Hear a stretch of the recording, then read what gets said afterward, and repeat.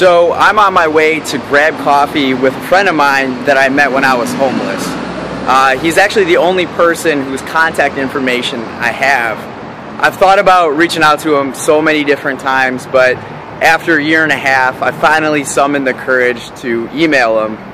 The reason it took me so long is because I don't know how he's going to react when I tell him that I was voluntarily homeless. The point of the project wasn't to expose anyone or expose the system. It was to gain an understanding, because I believe only when we have an understanding can we move things forward. My heart is beating very fast. I really don't need coffee right now. My heart might explode, either literally or figuratively, because it could get emotional. But we've had a lot of great conversations in the past, and I hope this is another good one.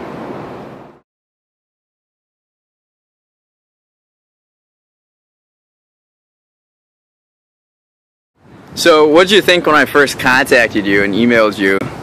I was very happy and very amazed that after all this time you kept my email on this little piece of paper, but had I known, you actually put it in a doc. That was kind of cool.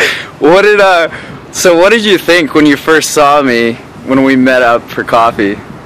The fact that you didn't have your beard, it was like the difference between Superman and Clark Kent. It was so weird, because you had this like multicolored beard, and your hair is just like all one color, and I thought your hair was different. I kind of thought that was you, but I really wasn't 100% sure, because, I mean, that beard looked like it took a year to grow, because it was so bushy, and, you know. It's a little bit. Yeah, it was what defined you at the time. Yeah. Yeah, and it allowed me to have a couple different nicknames, and yeah, exactly. But I clean up pretty well then. Very well. Very well. Yes. Thanks. You're a very handsome man. Thanks. So, what did you think when I first told you that I was homeless voluntarily? I wasn't in shock, but I kind of knew that there was some sort of a backstory.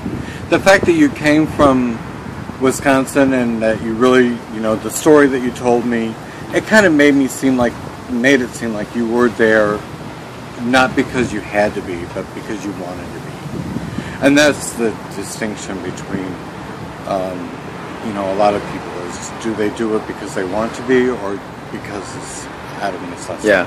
Was it also kind of I don't want to say suspicious, but was it eyebrow raising when I was so vague so often? Sometimes, but after I got through the comfort level of knowing that you didn't do anything, you know, malicious or harmful or anything to break the law, I was, you know, whatever your reason was your reason, and you know that was on you, and it didn't have anything to do with me. So yeah, you know, we all have our own stories, and you know, I just thought you were a cool guy.